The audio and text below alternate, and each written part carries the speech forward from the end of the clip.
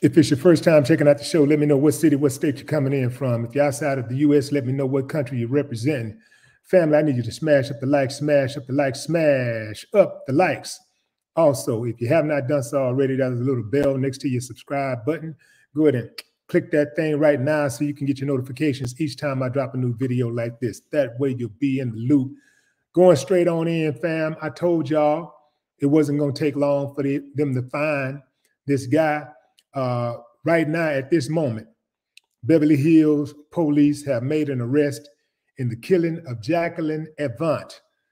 She is a prominent Los Angeles philanthropist, or was a prominent Los Angeles philanthropist and a political insider, and the wife of music legend Clarence Avant.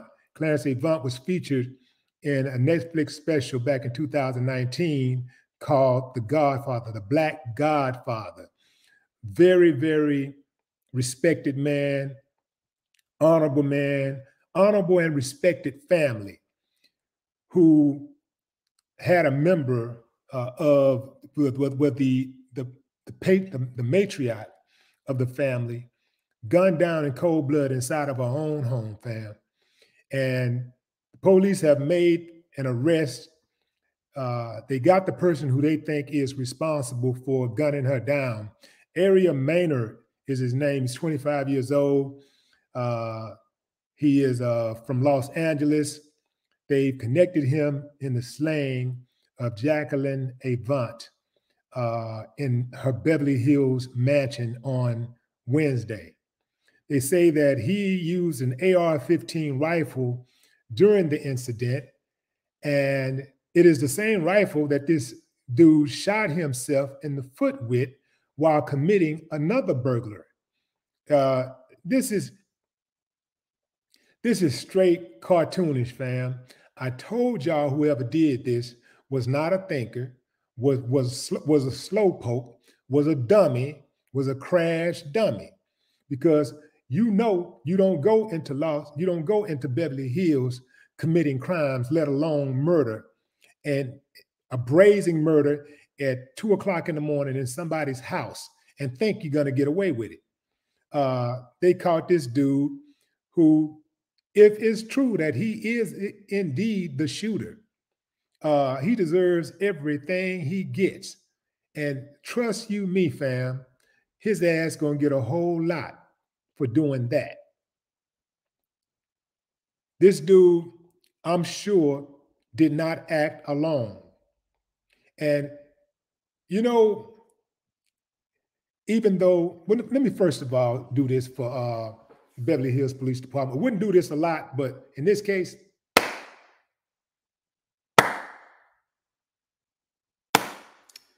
for the Beverly Hills Police Department, usually they full of shit. They're racist. They do a lot of dirty, low-down stuff. But this time, hopefully they got it right. And this clown who did this, and whoever's involved, whoever knew anything about it, all of them need to be punished for this.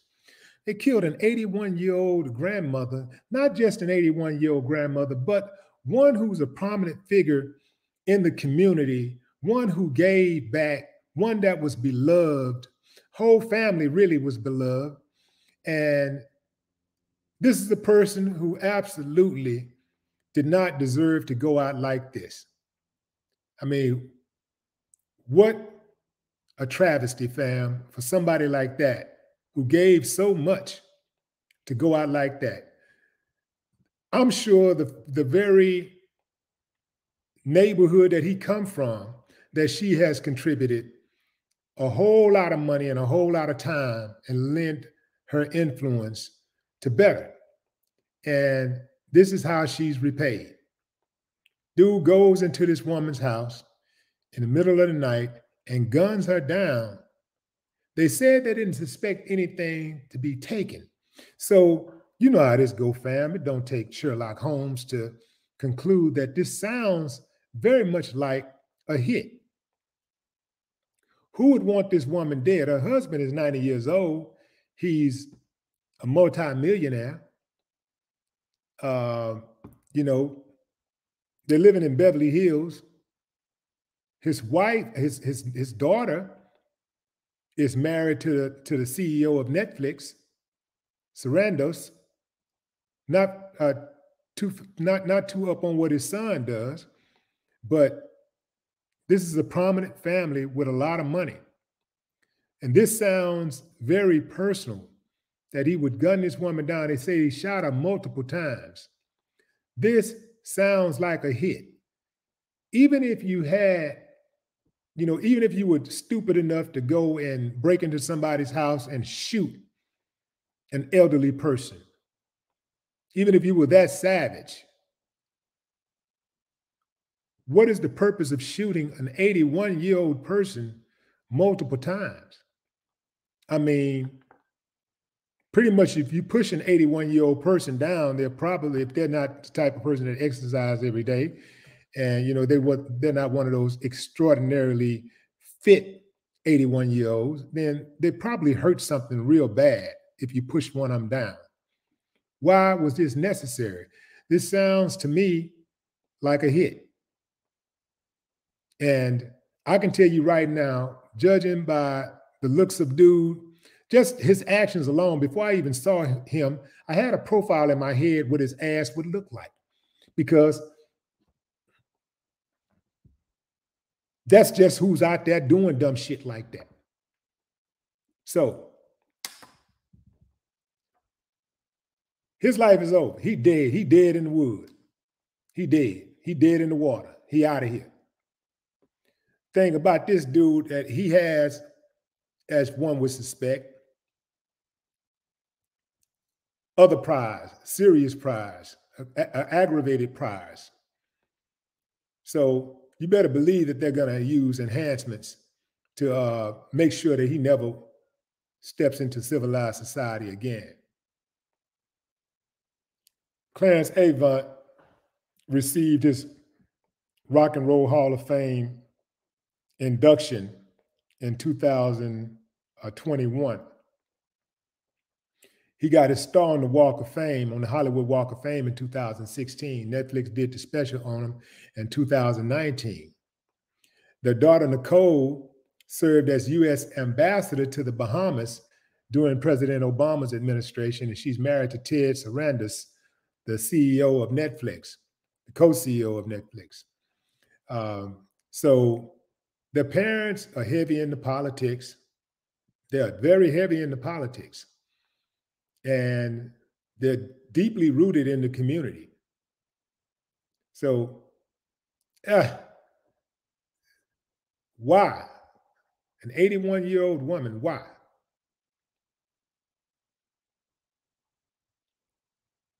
This has all the markings of a hit, in my opinion. The police chief in Beverly Hills put a warning out, and he just wanted to remind everybody that if you commit crimes, he said that anyone thinking of committing a crime in Beverly Hills, let this be a message to you that you will be caught and brought to justice. And I'd like to say that, I'd like to put an addendum on that.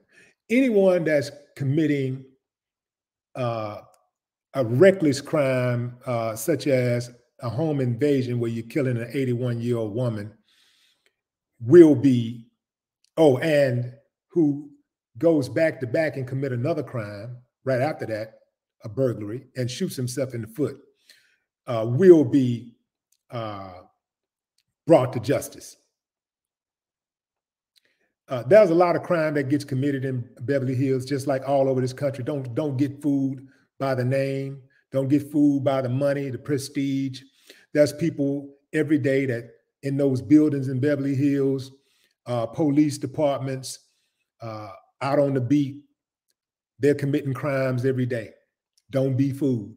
It just looks, don't let the smooth taste fool you. There's people in these banks, they're embezzling, they're laundering, people are embezzling money in all of these different buildings. Some of the worst crimes happens in these well-to-do neighborhoods. A lot of these people commit crimes and they go they go unnoticed or they go under the radar for several years before they're caught, if they're ever caught. They'll just be sitting up in their house in Beverly Hills committing all kinds of crimes, but they're committing these white collar crimes. So, you know, there's no, what would you say, urgency to bring them to justice, right? And a lot of times the politicians and members of law enforcement are in on it. Now let's keep it a buck. All right, let's keep it a buck all the way. But, you know, I don't want to get too far off script here. You know, this dude, if he is indeed responsible, which he does appear to be responsible, you know, he deserves everything he gets. And I am going to be, I'm very interested in this case because this is such, you know, this is such a good family. And Clarence did so much for the industry. He helped so many people. I mean, just so many people. To see something like this happen to his family, he's 90 years old.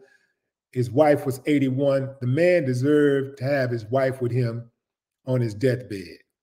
You know, if, you know, God meant for him to go first. He deserved that much. They were married for 54 years. That's a hell of a run, and it's a hell of a way to end that run. I mean, that's cold-blooded, man. Universally loved and admired role model in the community. And this is just, it's just devastating news for something like this to happen to good people. You know, that it's devastating for this, something like this to happen to anybody. But when people are particularly good, you know, that do good, when you think of these people, when people talk about them, all you hear is good vibes, good energy.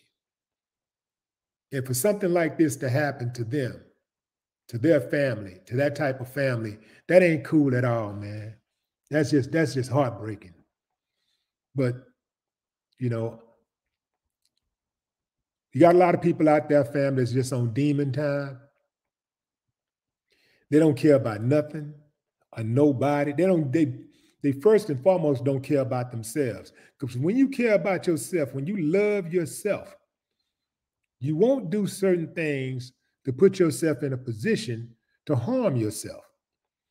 If you love your body, there's certain things that you're not going to put in your body. There's certain things that you're not going to do to your body to destroy your body, to cause adverse effects to your health. There's certain things you're just not going to do because you know that's bad for your health. It's like something else is bad for your health. Going into a store, you know, let's say stepping into a bodega and cussing out the local mobster's mama.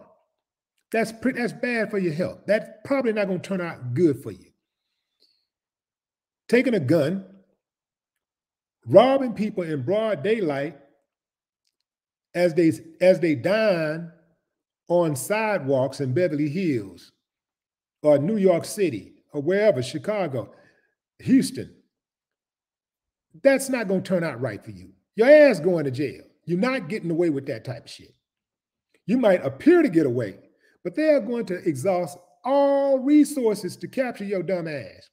They caught this fool. They got cameras showing him all his movements. They didn't pull that. Man, when they want you, they're going to get you. Not only so, because they'll start the web. They'll start right there where it happens. Pull those cameras, then pull the cross street cameras, pull the entrance cameras, pull the exit cameras, pull the cameras off the highway, local gas stations, Walmart, because it seems to be a Walmart everywhere, a Walmart, corner stores, intersections, the tire shop. They're going to catch your ass when you commit these type of crimes. And so I think a lot of these dudes commit these type of crimes for shits and giggles, because ain't no way they really think that they're going to be able to ride off into the sunset. Yeah, you can get away, you can escape the scene, but you ain't likely to escape the crime. You're not likely to escape punishment. So it just leads me to believe that a lot of these dudes just don't give a damn about their own self. I know a lot of times when we talk about people committing these type of crimes, we think, whoa, this dude just don't give a damn about nobody. Not giving a damn about nobody starts with not giving a damn about yourself. See, because when you love yourself, by default, you'll love others. When you respect yourself, by default, you'll respect others. Because you don't want anybody disrespecting you, so you automatically going to respect others. But when you get somebody that don't respect nothing, they don't adhere to no type of honorable code, this is the person that is useless to society. This is a person that don't have anything positive to offer society. A lot of these cats got low self-esteem. They really don't believe they can do anything else. Or think about this. A lot of their asses are just lazy. See, they don't want to work. I just grab a gun and go rob somebody. I'm gonna watch somebody else go to work. Then I'm gonna just take my gun and go take what they work for. That's called a poor hustler. And your ass going to jail, or your ass gonna get killed eventually. So you can't care about yourself, and don't tell me nothing about your children or your mama or your daddy or your sisters and brothers. You don't give a damn about nobody.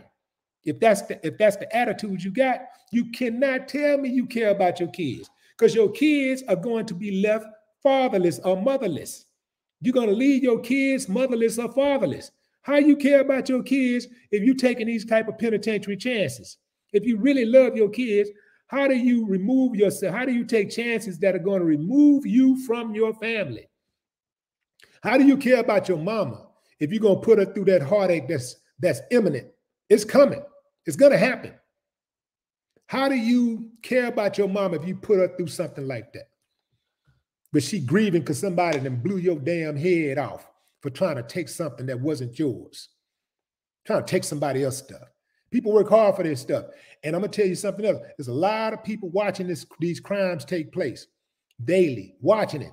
And a lot of people loading up. They getting ready to blow your ass away. And every time one of them get blown away, I love it. Shoot their asses. Gun their asses down. I don't give a damn how old they are. Stop them. Because guess what? If you don't get them, they're going to get you.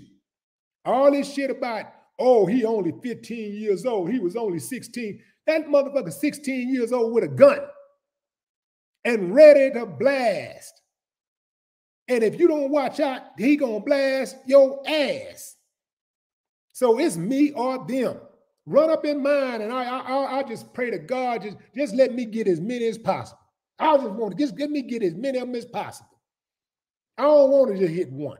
I'm trying to get as many as possible. This shit it needs to stop. This is way out of hand, way out of control. We got to take the gloves off. It's time to take the kids' gloves off. Their asses got to go. Everybody can't be saved.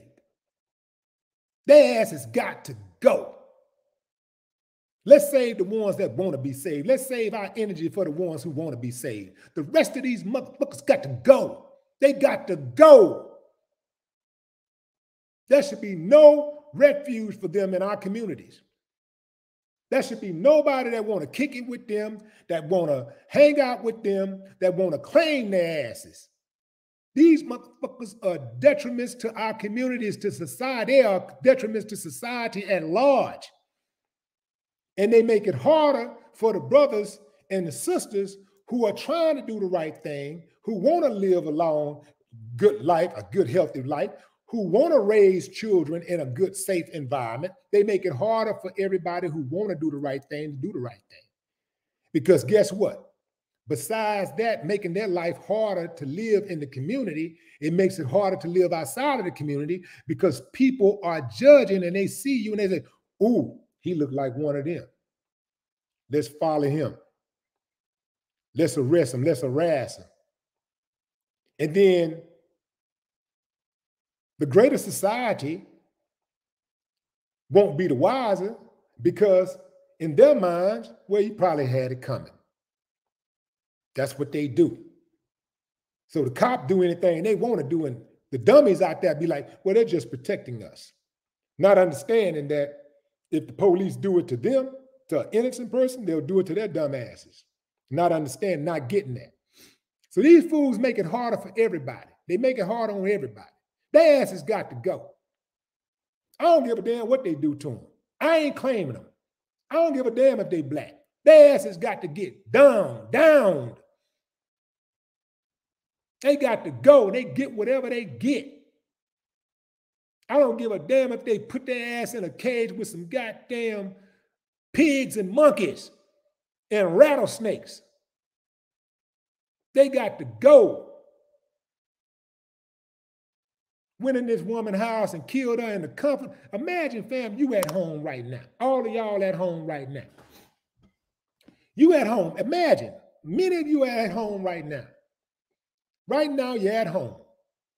Imagine somebody running up in your house right now, just boom, you hear boom, and somebody coming in there and just start fucking shooting you. You catch my drift now? Is it hitting home? You don't know where it's coming from. You don't know what's it about. It's just happening. You catch my drift? Well, maybe you're not at home. Maybe your wife at home. Maybe your husband at home. Maybe your kids at home. Maybe your mama or your daddy at home. Somebody just boom, run up in their house and gun them down. Now, man, your house, your home is supposed to be your sanctuary. Your home is your castle. And if you can't get peace at home, you can't get it nowhere. And these fools got everybody head on a swivel. You don't know where it's coming from all day, every day. You can't even relax in your backyard without your damn gun in your waist. Can't even step out into your front yard and go get the mail without thinking about, damn, am I strapped? Because it can come at any time. You watching television. You got to have a gun in the living room, a gun in the kitchen, a gun in the bathroom, because you don't know when one of these dumbass crash dummies gonna run up on you. Remember, Pop Smoke was taking a shower, allegedly. When they ran up in there on him, gunned this man down. Now that all they dumbasses who was involved, everybody going to jail. All of their lives are over a few damn dollars and crumbs, some damn jewelry, nothing. Just throwing it away. I've never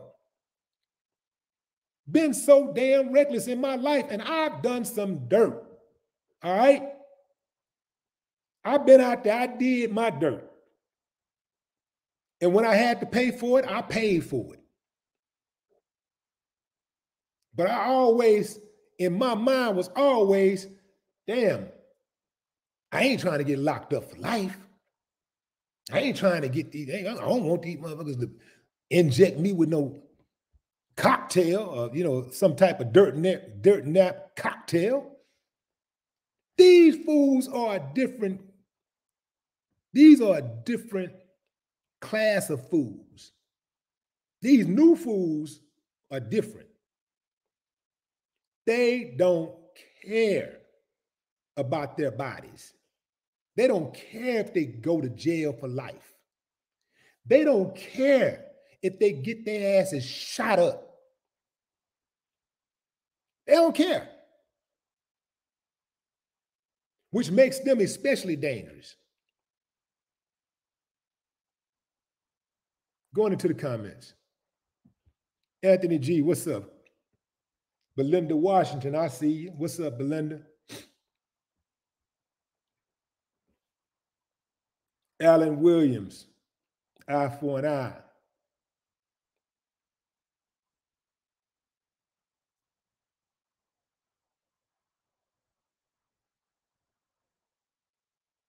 G Light. What's up, VC? VC say they're already dead. The scary thing is, fam, these uncivilized mutts get horny too. And who are they laying up with? Uncivilized mutts. Because you got to be an uncivilized mutt to be attracted to an uncivilized mutt. I don't care that you ain't never committed a crime before. Hell, your crime is hooking up with that mutt and procreating. You get two uncivilized mutts, hook up and procreate, what you gonna have? An uncivilized mutt. Donald Trump mom and his daddy hooked up. Donald Trump is an uncivilized mutt. His mom and daddy got to be uncivilized mutts. You put two uncivilized mutts together, you're gonna get an uncivilized mutt.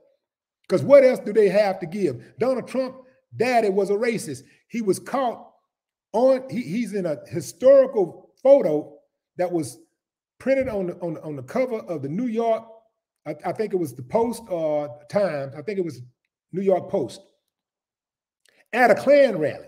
His daddy was in the Klan.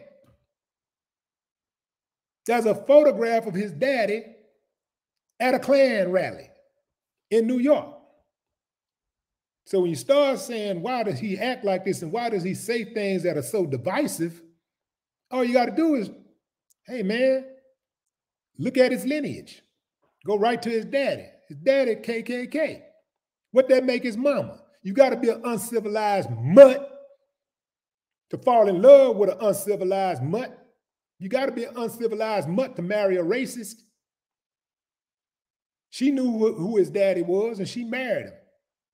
She fell in love with him. She had babies. She opened her legs and gave him a baby. That's how much she loved him. She fell in love with a racist. If you right now, if you dating a racist, you're an uncivilized mutt. The racist is an uncivilized mutt. So you dating an uncivilized mutt, and you an uncivilized mutt. I don't care what kind of education you have and how nice your house is and how nice your car is, you're an uncivilized mutt.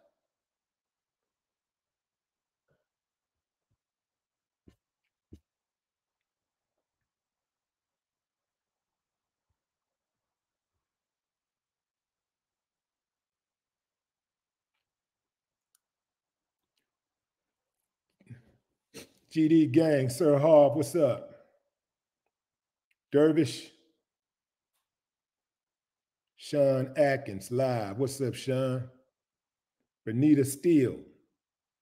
I see you. What's up, April Love?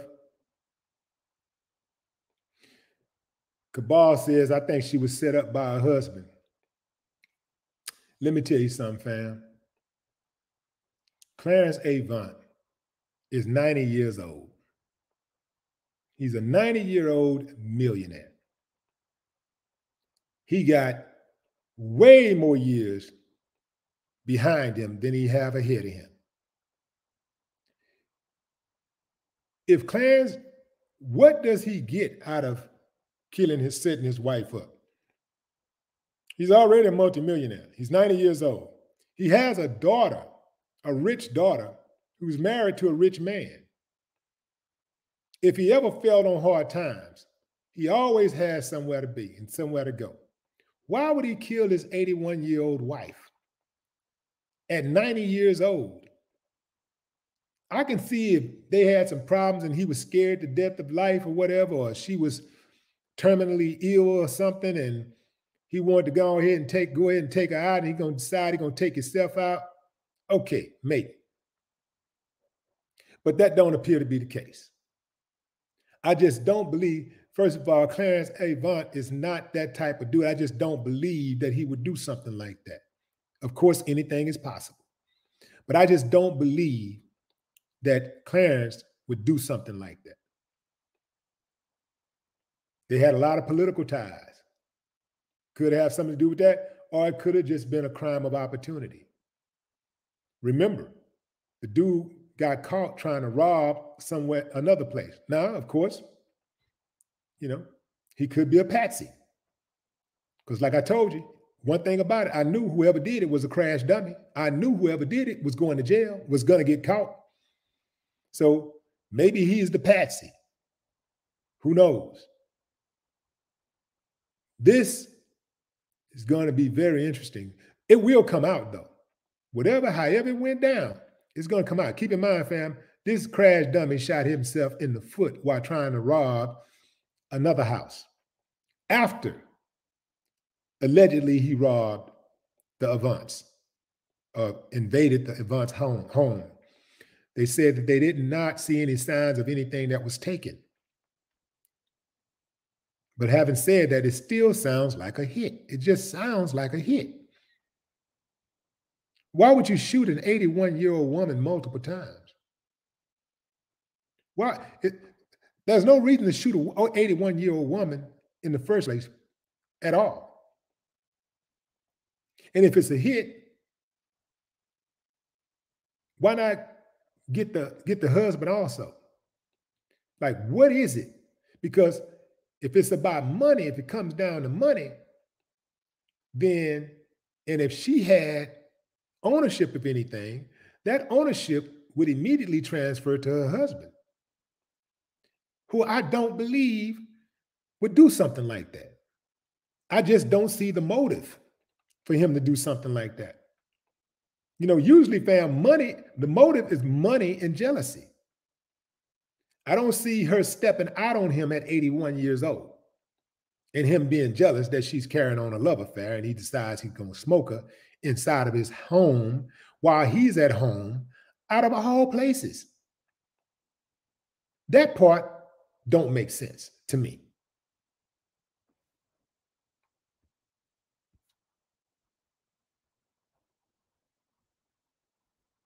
Lynn, it's that jinx.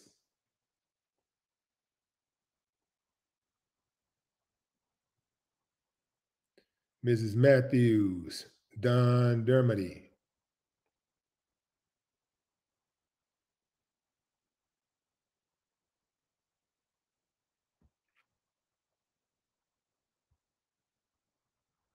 Mike F. I am going to share a link right quick, fam. If y'all want to jump into the live, want to jump on here, you can jump on. I'm gonna invite y'all to join the live right quick. So, link is in the chat. You look for the link right now in the chat, fam.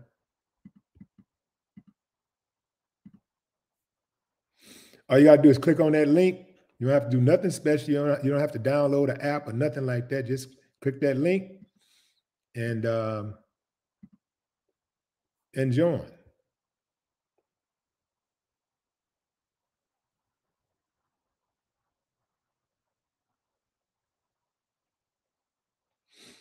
And if this was a hit about, you know, the influence or whatever, the Avant's been having influence and power for a long time. We're talking decades. So if they wanted them gone, they could have done that. They could have did something like that years ago. You know, if it was something, you know, more like on a governmental level or something, I think they would have done it a long time ago. They wouldn't wait till the woman is 81 years old and Clarence is 90 years old. And Clarence has had the most influence out of the two. Why would they take her out at 81 years old? I mean, but that's what I want to know. Not saying it's not possible, but I would like to know that. Let's see what Denise talking about. Denise, you got your mic muted. Let's see. Hello? Hello? You there? All right, we're going to move on. Come back later, Denise. Yes. Candy Red. What's up? What's up, Candy Red? How you doing? Already. I'm good. How you feel? I'm doing fine. What's on your mind, Candy Red? Oh, just keep up the good work. We loving what you're doing. I appreciate you. Thank you very much. Candy Red, where you coming in from? Hello? Yeah, what city are you in? A country? Candy? think Candy's gone. Okay. T, what's up, T? What up, Willie D? Hey, you Thank got you, it. man. How you feel? Man, you raised me on that music, man. I was over in Germany, bro. Is when that you came right? out with all that music, man. I appreciate it. Thank you, man. It kept me going, man. I appreciate you, man. You look like you got them prison cinder blocks behind you. It look like oh man, yeah. I'm over here in Hawaii, man. That's what these apartments look like. Okay. Okay. Well, I'm glad you're free, brother. All right, then. Yeah. All right. You, hey, I follow you, man. I'm gonna get my shit together and become a full member, but I follow you. Thank I you, like man. a lot of things you put out, bro. I appreciate it. All right. Take care. Yes, sir. Aaron, what's up, Aaron? Hey, what's up, Mr. Willie D? How you doing, sir? You got it, King. How you feel? Hey, man, I'm blessed, man. Hey, I just want to tell you, first of all, y'all are the truth. Y'all are I mean, what real music was all about. I listened to all your music, and it's just like it was yesterday, man. It's timeless music, and I appreciate the craft, that energy and the effort that you put into the craft, man. Thank you, man. You know what, man? You know, speaking on that, you know, I remember when we first got in the game, we were all having a conversation, and we was like, it was actually me and Brad talking, and we was like, but everybody else, well, Bill and Red was in the room, but we was kind of like passing the mic, like what we want to do in life, right? And like how we wanted to be remembered. And I remember saying, like, we didn't have like examples of any legendary artists at the time because we came in so early. We came in '89. So there was no examples of artists that had been around for decades. So only thing we had to really compare ourselves to were rock acts and R&B acts and country acts, right? So I was like, man, you know, I looked at the ones who had been around for like 20 years and I was like, if we can be around for 20 years, I know we'll be legends, you know? So the time actually came sooner than that before people actually started calling us legends, but I looked at it like, no, we need catalog. Now we need catalog, we need time in the game, and then I'll be cool with that title. But the thing was that I felt like the only way we would get there is that if we did timeless music. We got to do music that will stand the test of time. And that's why I was so adamant about putting everything into the music that I did. And that's why we were so adamant as a group about making those songs that would stand the test of time. So I appreciate you for acknowledging that, man. I also want to tell you, I mean, your music was so deep and so profound. It's like you guys are and always will be set apart and should be compared to none because, I mean, y'all was the truth. It still is. Yeah, I appreciate that, man. Thank you. Thank you. Yeah, Where but I'm originally from St. Louis, but I'm repping Texas. I ain't from Texas, but I got here as fast as I could. So I'm in Dallas, man. All right. D-Town. What's up, D-Town? Salute, neighbor, to my Texas neighbor. Yep. And I want to make this comment, man, about what your show is about. I'm losing hope in society, man. It's kind of hard for me to have hope in society with the way things is going. I mean, there's millions of solutions, but I just don't think the actions have been progressed enough. You know what I'm saying? And I know there's gatekeepers out here, the unsung heroes that's out here doing what they're doing, trying to make a difference out here. But I watched that Netflix documentary because I'm only 46, but I didn't know who the guy was until I see why he was the Godfather. Yeah. And and I just watched your video that you did not too long ago about this incident, and I said for somebody to go and put their heart and soul back into a community after they make it, and for this to happen like that is beyond tragic. It's beyond understanding. I have zero understanding for the way our society is right now. Yeah, it's sad. Yeah. You got that right, man. Well, I appreciate you chiming in, man. Yes, sir. Hey, man, keep doing what you're doing, man. Salute, King. Absolutely. All right. Ree. Hey there. What's up, Cherie? I was just listening. Caught you off guard, huh?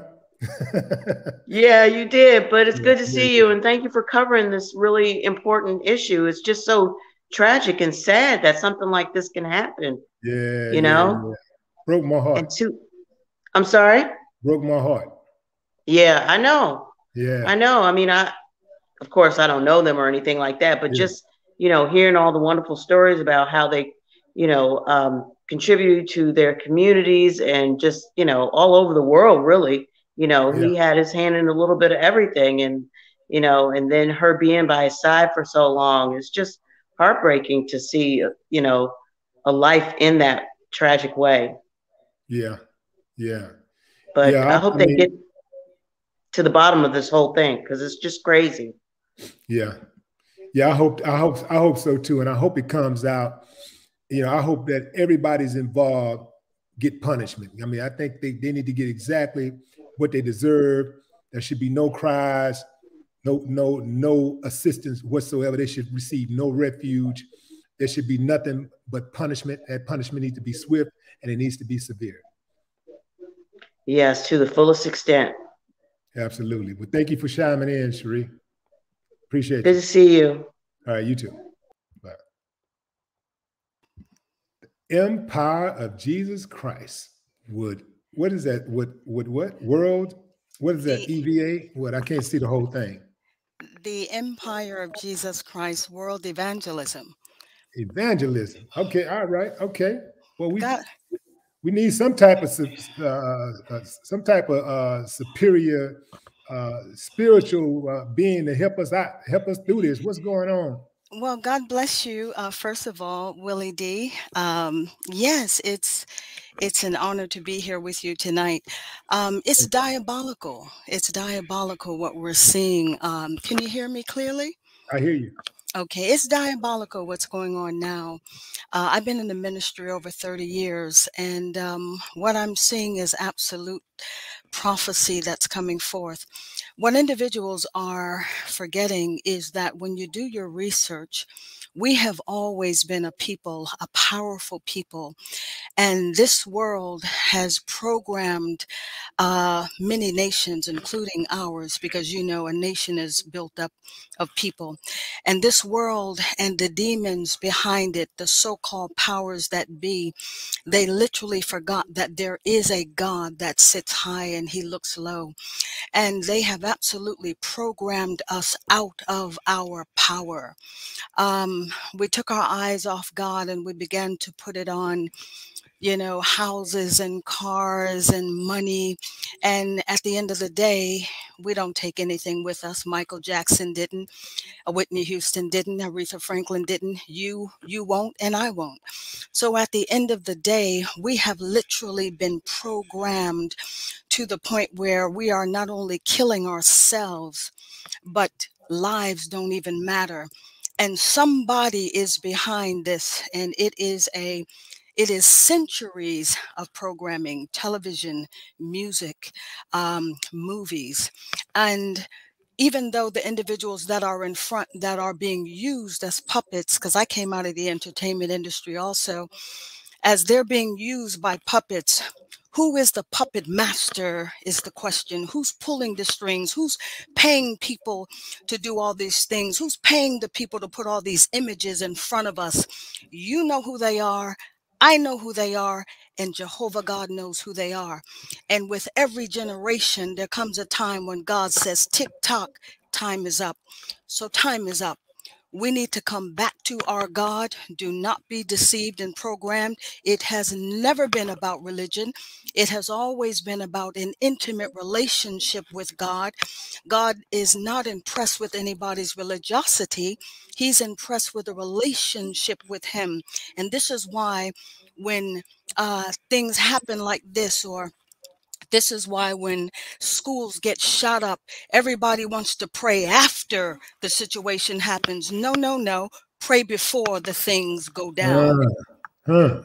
Pray before they go down. If you have a relationship with him, you won't have to pray after something happens. You'll know how to cover your children before things happen. So Abraham, Isaac, and Jacob, they were not only Nubian kings and princes, but they were wealthy.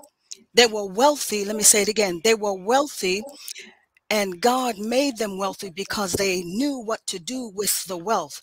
See, we've been seduced. We started going after their gods. We never knew they prostituted themselves. We never knew they sold their souls to get it. We just saw the cars and we saw the houses and we said, we want that, when God wanted to give us that without selling our souls. So it's diabolical. Everybody just needs to come back to Jehovah God through his son, Jesus Christ. We're not going to be here forever. And when you do that, he got you. But trust and believe. God sees who's pulling the strings, and they will be dealt with in the name of Jesus if they don't repent. That's all I have to say on that. Thank you so much. Thank you. Thank you for that word. Well, Thank you. Lord knows we need it. All right. Ooh, man, she said a word right there, fam. Man, let's go to more changes.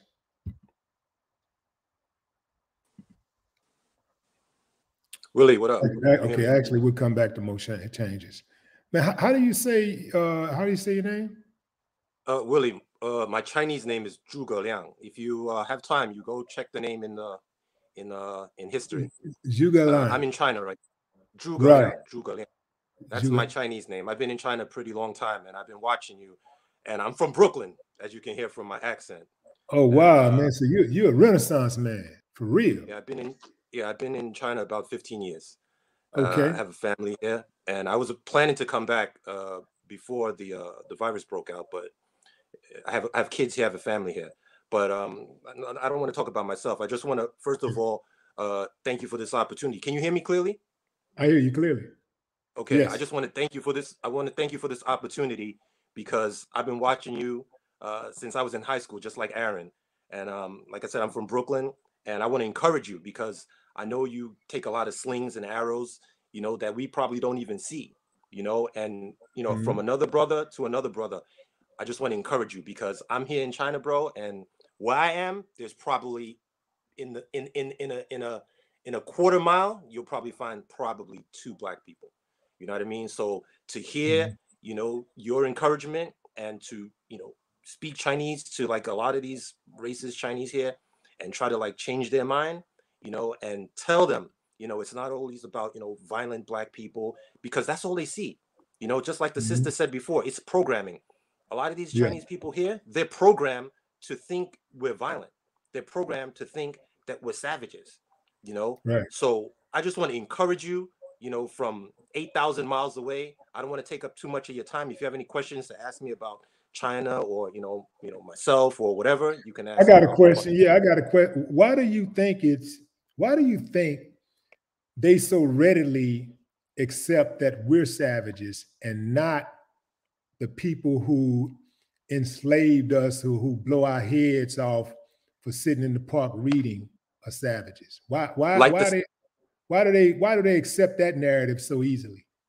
I'll answer that question like the sister said before. It's about programming. The Chinese people themselves are good people, but they've been seriously brainwashed. Okay, there are many good people here that are not racist. You know, in fact, there are many good people, but it's the system. Like the sister just said before, it's a system, and there are principalities and powers. Like in Ephesians, you know, chapter 6, verse 6 says there are principalities, and these principalities work through people. They work through governments, and they work through systems. You know, so that's what the problem is. You know, if you catch a Chinese person and you speak Chinese to them, you know, like Nelson Mandela said, if you speak to a person in their own language, you speak to their heart, you know, but if you speak to them in your language, you're only speaking to their head. You know what I mean? So that's what the situation is, you know, with that, you know, and like I wrote in the comments, you know, with this murder, I already spoke to my family about it here. you know, and it's tragic. But the question is, if it is a hit, who sent him? He's probably, like you said, the patsy, but who sent him? Yeah. What's the motive? You know, yeah. that's what I want to say. If you have any questions, I'll just be quiet and like listen to you, because brother, you gotta keep preaching, man. Whenever you get discouraged, you gotta keep going, because you encourage people that you can't even imagine. You know, in countries like the brother said, he's like in Hawaii. I'm here in China. You know what I mean? And you already know. I don't have to explain to you, you know, what the situation is here. Right. You know what I mean? But I believe that everything happens for a reason, and I've been placed here, you know, maybe to be a light. You know, and you're a light. You know what I mean? Sometimes we get tired, but you know, we gotta encourage each other. You know what I mean? Yeah. And I'm glad that you gave me the opportunity, because you probably see the name, you know what I mean?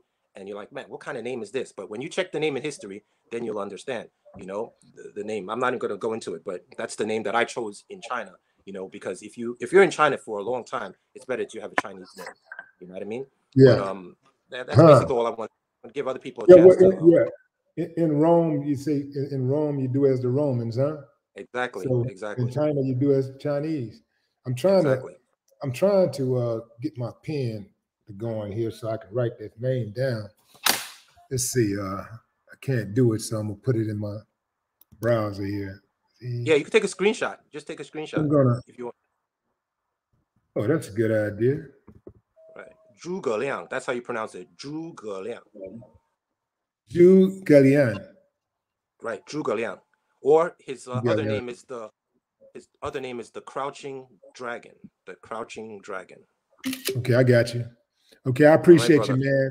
Love the insight. Be blessed. Keep doing what you're doing, man. My man. You too.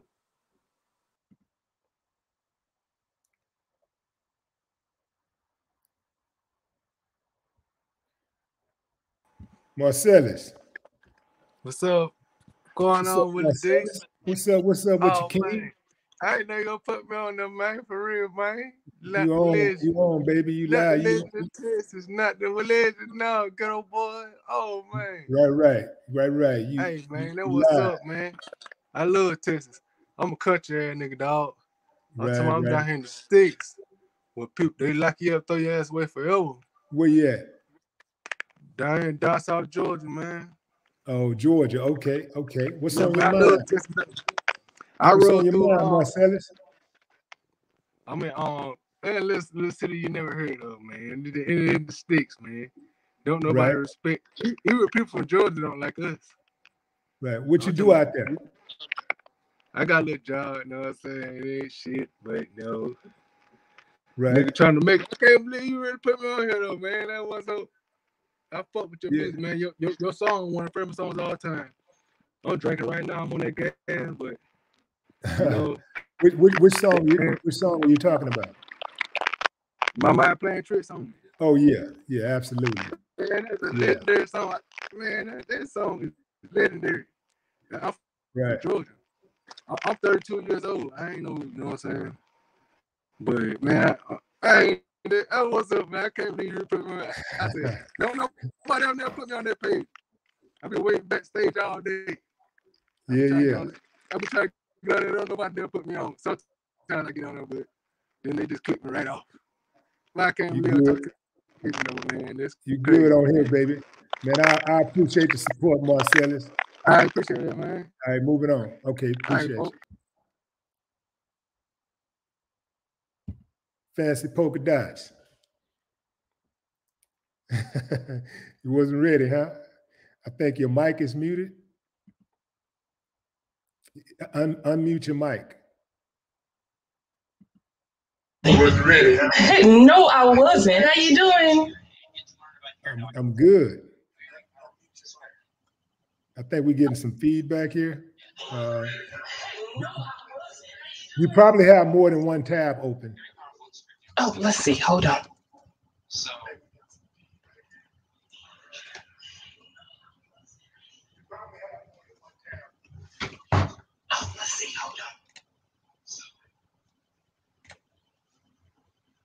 Okay, I think that's what it is. Okay. What about now? Right. Okay, you're good. I was just dropping in to say, hey, I'm actually in class now, so I got a lot going on, but I just wanted to say, hey. Hey, what kind of class? What kind of class? Cybersecurity. Cybersecurity. We need some of that. Yeah. Can you help us get rid of some of these trolls? It's a lot going on. It's a lot of hacking. Yeah. Yeah. Okay. Now, where are you tuning in from? Louisiana. What part? Baton Rouge. Baton Rouge. All right. All right. What I'm trying to say. What do you call the dome out there? I'm tripping. The Superdome in in New Orleans? In Baton Rouge. Baton Rouge. Well, they keep changing it. I think it's now the Raising Cane Center. Oh hell! I remember when it was the what did they call it before? What was it called like 20 years ago? What was that called? I don't even remember. They changed the name so many times. Centralplex. The Centralplex. Before that. Before that. I don't know. It's been the Centralplex ever since I was like a little girl. That was back in the 80s. Yeah. Yeah, it's cool. It's cool though. But hey, we appreciate you. You know, I appreciate you. Something on your mind? You want to drop? No, I was just speaking because I never show my face on anything. This is like my first time ever streaming anybody. Okay. All right. Yeah. Well, I appreciate you starting right here. But I do. I appreciate the work you do for the community. Absolutely. Thank you very much. All right. Well, let me get back to class. All right. All right. Bye-bye. All right. Mo changes. Here we come. All right. Hey, Mo. Hey, Willie. What's up? Is my mic on? Your mic Can is you hear on. me? I hear you. Hi. Calling from home. We're in Houston. Is that right? Yeah, I'm on South Side. Okay. All right. All right. South Side. Where'd you go to high school? Oh, you really want to know? Jack Yates. Jack Yates. That's something to be proud of right there. I know, but I went to Jack Yates. I graduated from Stephen F. Austin, but Jack Yates, I went there most of my time. I'm from Jack Yates got a rich history, you know, of champions, you know, like a lot of. Oh, trust me. Trust me, yeah. I went to school with a bunch of them. I'm 45, so you already know. Right. Yeah, I grew up right here. Well, I'm just chiming in on this Avant and his wife. My God. Yeah. I mean, I saw the documentary on Clarence. I had no knowledge of him prior. Yeah. But today, when I saw on the news about his wife, I mean, it's just shocking. It's mind-boggling. Yeah. And I look at a lady of her stature, her age. I'm speechless. I'm just going to be honest. I'm speechless. We are living in trying times. Really, we are. And I don't know. I'm just hurt. I really am. I mean, I didn't know them personally, but I mean, we got to respect our elders. Yeah. We got to respect our elders. And I think we had a time where nobody respects anything anymore.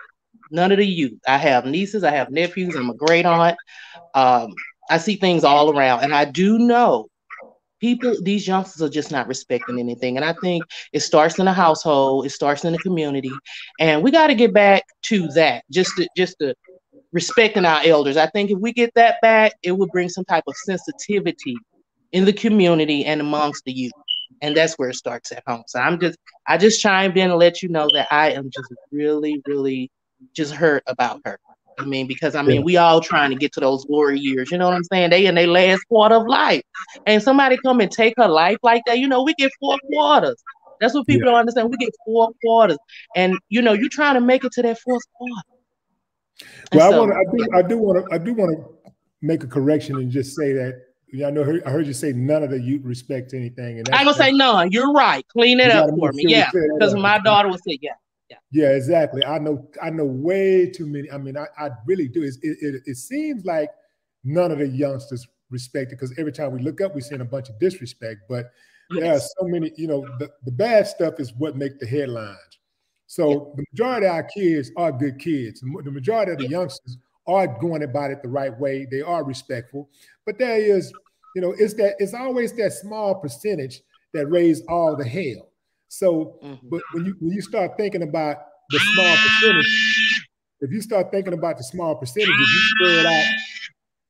if you spread out 100,000 people around the country, or you know, a couple 100,000 people around the country, it seems like damn everybody's doing it, right? everybody's being disrespectful. Yeah, and, it does. It and does. being It does. but that is not the case. And so I always want to make sure that I salute the youngsters that got their head on right, and the ones that are not going along with the program, not being brainwashed, the ones who are leaders and not followers. There's a lot of them out there. You know, you're raising them, I'm raising them. And I don't just see it in my children. I also see it in my nephews and nieces and my friends' children. You know, so that's a lot right there, just in my immediate circle. Yes. But I appreciate you chiming in, though, Mo. And yeah, I'm heartbroken about this. This is super sad, and it does feel like a member of the family was executed. You know, because it does. I always say that, you know, blood don't make your family, loyalty do. And they were loyal to our cause, to the industry, to the culture, to everything. I mean, he opened so many doors. My God, he's like the glue that mended many relationships and careers. You know. So yeah. I thank you so much, Mr. Willie. It was awesome talking to you. I'm like the other ladies. It's my first time coming on speaking with someone, so I appreciate you. Absolutely. Thank you, Mo. All right. Good night. Let's roll the tape. What's up with you, Willie? What's up, King? How you doing? Hey, man, appreciate all the good work you did in the past and all the stuff you're going to do in the future, my brother. Thank you, man. Thank you. I just wanted to come on and ask you, man, what's your stance on the big V, man? I don't know, should I mention the word? What's your stance on that? And what's your thoughts about the new variants that just came out the other day? What you think, man? Yeah, I'm not with that. You know, I'm just not, you know. You anti-V? You anti-V? It's not that I'm anti. I'm not anti. I do believe that a person should take it if that's what makes them sleep good. Right? Because I think that, you know, we all are responsible, personally responsible for our own bodies. And whatever I do to my body, I'm gonna have to suffer the consequences. Whatever you do to your body, you're gonna have to suffer the consequences. So we ain't never stopped nobody in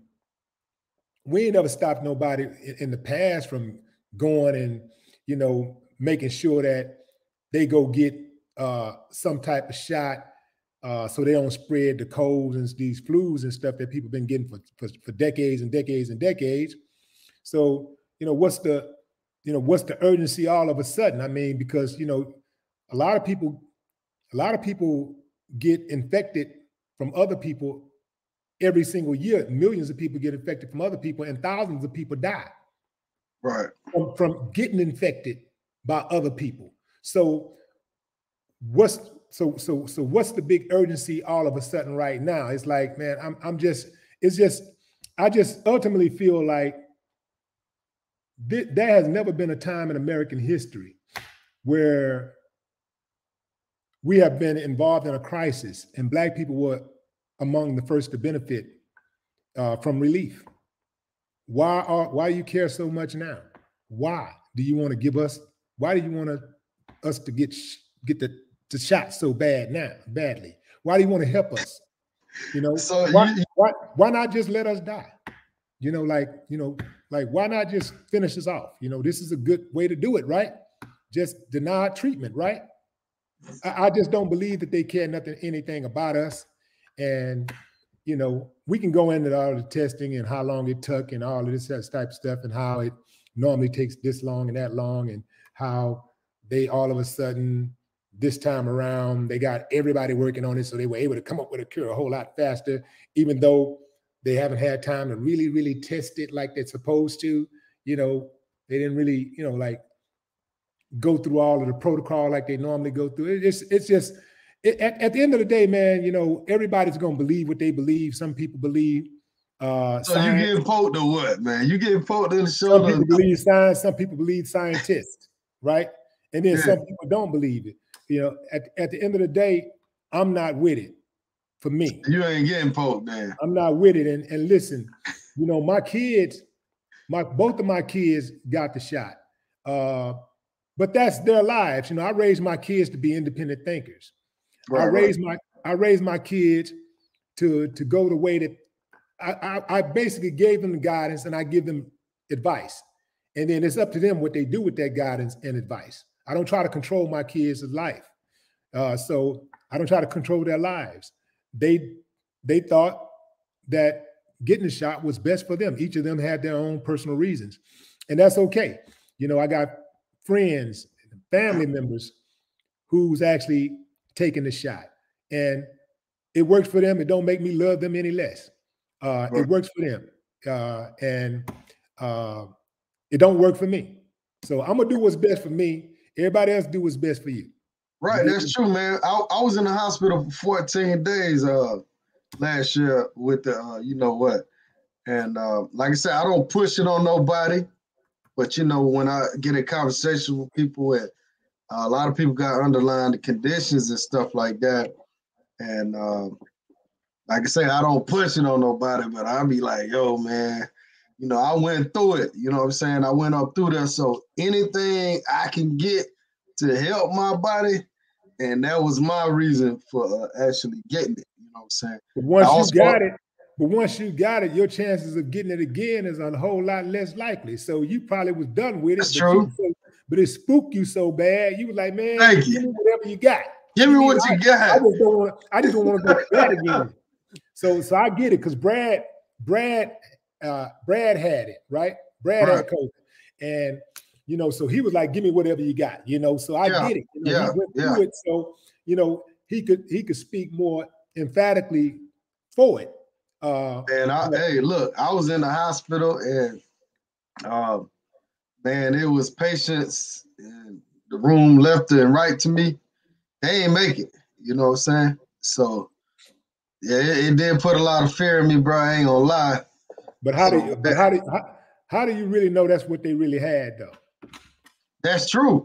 That's true. You know, but but one thing about it, it's real, man. It's real out here. You know, I didn't say it was real. To this day, it still affects me, man. When I eat and stuff like that, my taste ain't right, my balance ain't right. It's a lot of shit about me that's not right. And I understand, like people out there, some people still don't believe this stuff is real. I just had a friend of mine, her mom went in the hospital, and she ended up infecting her husband also. So she ended up dying, and her husband went to the hospital. He didn't know she died. And a week later, he died. So it's real out here. So, yeah, a lot of people take it out of fear, man, including myself. Because once I went through it, man, hey, I was close to dying, man. So. Yeah, I'm not saying it's not real, right? My point is that I don't trust them. Period. Hey, see, like this dude right here, he's saying they all had the flu. Like, come on, man. I'm 44 years old. I know what a flu feel like. I know what a virus feel like. I know what an upset stomach feel like. COVID, sorry about that. It's totally different from anything you ever had in your life. You know what I'm saying? It's totally different. You know what I'm saying? Well, I appreciate you chiming in, Ken. Yeah, I appreciate it. I know you got other people, man. Everybody needs to do what makes them sleep good. But give me a shout out, man. Give my channel a shout out, man. I already gave you a shout out in the beginning, man. How many you want? How many shout outs you want? You said that before I got on, roll the tape. Hey, appreciate it. Subscribe to Roll the Tape, y'all. Subscribe to Roll the Tape, y'all. Hey, thank you, man. Appreciate you, man. God bless you. All right, appreciate you. Let's get on over here to the Bay. Let's see what's up, Los Angeles. What's up with you, Willie? Hey, man, how you feel? Man, I'm doing all right, man. What's going on out there? You in LA right now? Yeah. Man, what the hell is going on in LA with all these damn stick-ups, man? Man, LA is everybody out here, man. It's let me tell you, man, it's kind of expensive out here. You already know that, you know, and people out here flossing and stunting and people hungry, man. But that's a whole different thing on the the Godfather. I believe that was just a bad situation went bad, man. I don't believe it was a setup or nothing like that because he wasn't that kind of guy. Right. You know, it's LA, man. Yeah. Yeah. But these robberies stopping, man. It's just getting so expensive out here, man. Yeah, but you know, it's always been expensive in LA. And it's like, you know, like the thing is like we can, it depends on what your money look like, because it depends on where you live. Hell, it might be expensive in Ghana. You know what I mean? Like, like, see, I used to live in Azerbaijan. You know where that is? I don't know where that's at. That's on the Caspian Sea. That's like Eurasia. It's between Russia and Iran, right? Okay. I used to live out there, and I lived there for 10 years. Actually, a lot of people didn't even know that I lived there because I was back and forth all the time, but I lived there for 10 years. And when I first got there, Azerbaijan was one of the poorest countries in the world. What drove me there was my kid's mother is a mechanical engineer, and her company assigned her a position out there. And so when she did that, and then I went out there, I did real estate while I was out there. And we used to see every day like droves of dudes on east side of the street by the thousands. You could just drive miles and you just count up thousands of guys standing around waiting for jobs, like, you know, a lot of the Mexicans do here in the US. Yeah, they like hang around the gas stations, and these guys would line the streets, and they would all have suits on. Now the suits, they wasn't in good shape. You could tell they wasn't in good shape, but it was the pride that they took in their uniform and being presentable, because they didn't know what kind of job they was going to have, but they was prepared for whatever work that they got. They had a suit on.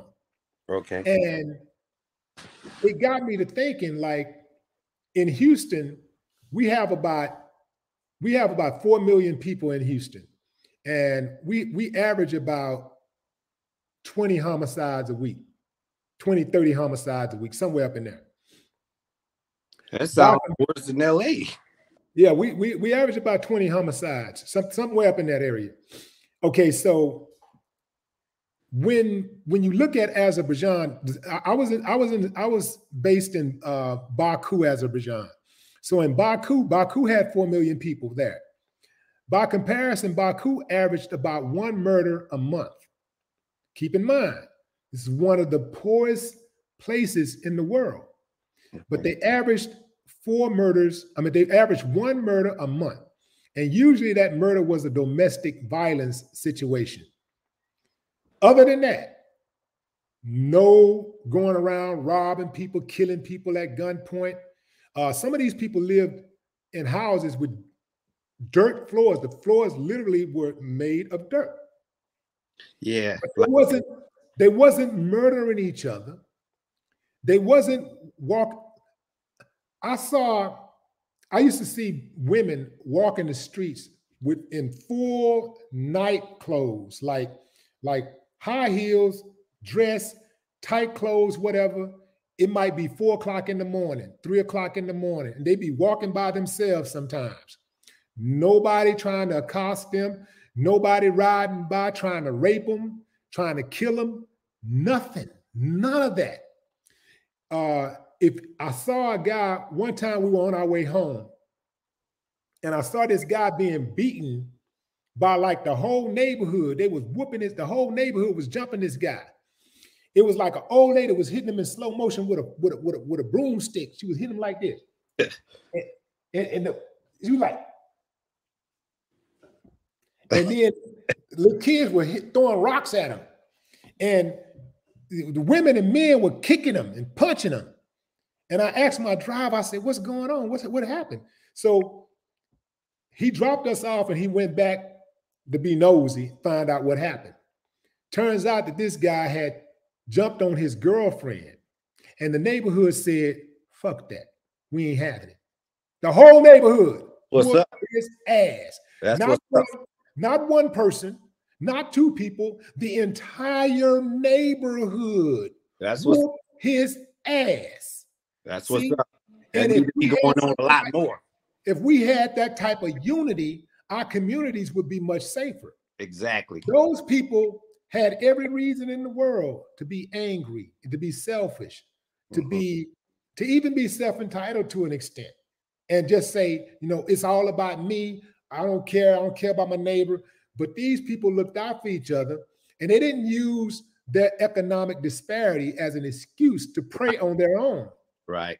They didn't do that. Right. Oh, we got one that got a little more, so let's take what he got. Let's rob him. Let's kill him. They didn't do that. So I say, yes, we have been programmed, and they've been programmed. They've been programmed to actually look out for each other and love each other. We've been programmed to attack each other, not look out for each other, be selfish, and to pursue materialism. Right. Over spiritualism. Right. That's the difference. Big time. So we can't just say because we ain't got, that's why we do what we do. No, it comes down to this: what's inside of you, what's being instilled in you. Right. You know, and that is the difference. Because if I had not saw that for myself, I would say, well, you know, them people ain't got nothing, so of course they're gonna be out there acting crazy and killing and doing all this kind of stuff. No. Yeah, that's not the main reason. You know, like me, I'm 54 years old. You know, I'm originally from Michigan, and we had that tight-knit kind of family back in the day, you know. Yeah, and you were born in the same year that Clarence and Jacqueline Avant were married. Okay, we're having trouble with your internet, LA. We're having trouble with LA's internet. I'm gonna give it a moment. Try to come back in if you hear me, LA. Try to come back in. I'm gonna put this address out there. I'm gonna put it in the chat if y'all want to join the chat. Just click on that link. You don't have to download an app or anything. All you gotta do is click on that link. You'll be in the queue. I'll see you, and then I'll bring you in.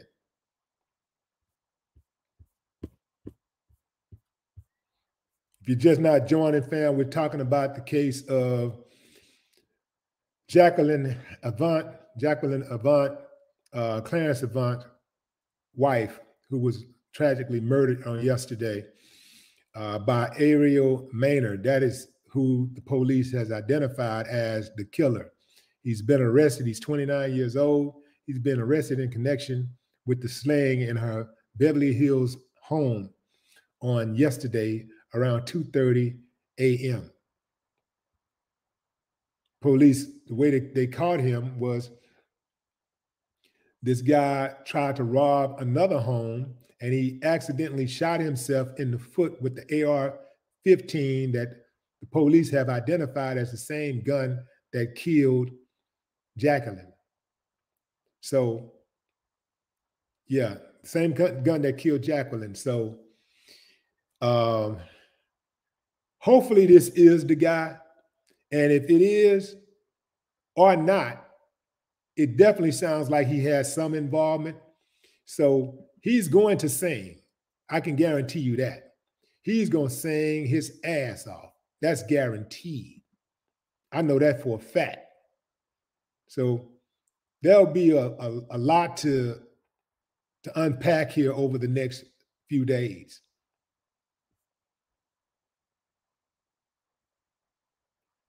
Hannibal. What's up, Hannibal Barker? Let's see. Let's go to Miss Pink. Hey. What's up, Miss Pink? How you doing? I'm good. I'm coming in from Detroit. Detroit, Motor City. Thank you, Motor City, man. Thank you for everything y'all did for the world, not just the industry, the world. Man, what's on your mind, Miss Pink? It's I had to take a break. I was in class like the other young lady, and I'm in class. I'm getting another master's in clinical mental health counseling. Okay. Because in our community, we need it. Absolutely. We are we're victims, but we also victimize ourselves. Yeah. You know, we are full of trauma. We have so much that has happened to us that we are almost we're just like the Israelites. We're just wandering around in the wilderness. We're just lost. Yeah. Why do you think the government won't do more to make those type of services, mental health services, easier for our people to get? Because they don't care. They don't care. I work in the they like things going the way that they are, pretty much. Absolutely, absolutely. Yeah. Because what they can do is they can put more people in prison, so they can make more money. Right.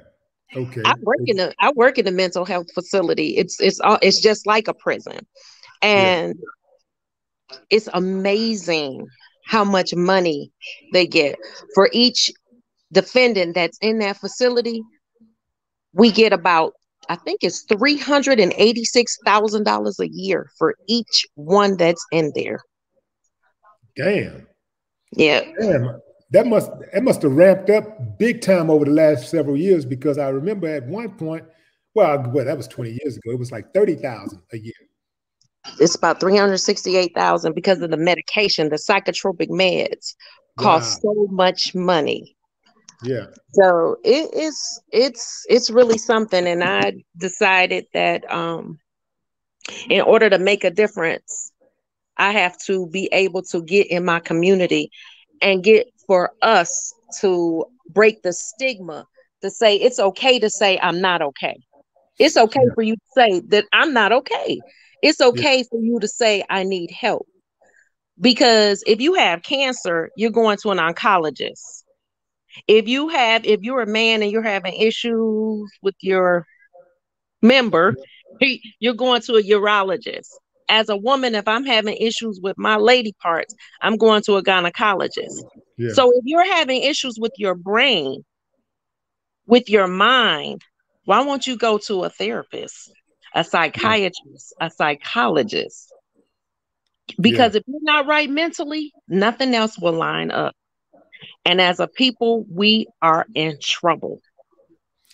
And you know, as a people too, like we're given the unfortunate task of figuring it out for ourselves. It's like, okay, if you have some mental issues or whatever, if you have some trauma, it's on you to get through that, and nobody cares. Like a good example is when I was growing up, I used to see, I used to spend a lot of time in court. So I saw judges who would just give Black people all kinds of time, probation, whatever. They just never really cared about their psychological evaluation. They were just like punishment. Yes. But when it was other people, specifically white people, they would say, oh yeah, let's get him some help. Let's give him some. He come from a bad home. He was beaten. He was assaulted. He was victimized in some type of way. So let's get him some help. We don't want to ruin his life. He has a future. Just a kid. I did Children's Protective Services, where I investigated abuse and neglect. I did that for 10 years. And let me tell you something, the system is rigged against Blacks, poor whites, and other minority, brown, whatever. It is rigged against them. You cannot expect someone that has been in a generational curse for 3 generations to get it together within 365 days. Go to counseling, go to domestic counseling, go to parenting classes, get a GED, get a job, find some place to live, get a car, and do all of this in 365 days. When that has been, her grandmother was a client, her mother was a client, she was a client as a child, and now she's a client as an adult with her children. You can't expect her to get it together, or him either, because it's men in this situation too, because these women didn't have these babies by themselves. The men as well. You can't expect them to get their lives together, and they have been in trauma and dysfunction since birth. Mamas and daddies are fighting while they're in the womb, and that affects the baby, because if that's all you get. Oh, I'm sorry. Ms. Pink, what can we do in the meantime? Because we know that help ain't coming. It's not coming from the government. We know that for a fact, because this plan is working out. They're very smart. So this is working out exactly the way they planned it. But for us, we've been bamboozled to an extent. Yes. So what can we do in the meantime to change the trajectory of where we're headed? A little bit of it comes that we have to say no to the foolishness. We got to say no to the foolishness. We have to stop making excuses for a lot of the foolishness that goes now. Some of these people go like that. The Avant family, unbelievable. I grew up in the city, and I knew that there was a code. You didn't mess with old people. You didn't mess with women or children. Gangsters just went after gangsters. Thugs went after thugs. The code it's just nothing now. It's just we have got to stop. I mean, I could go on and on, sir. I could go on and on, but we have to understand. You need to have your mental health in check, period. I go to counseling every week because I'm carrying a heavy load. I'm about to be a counselor. I'm living in America every day. I go to a facility where I work with all the facilities that I'm in. These are the men that are criminally insane. So, and I'm on the admissions unit. When they come in, they are ziggity boom. They are.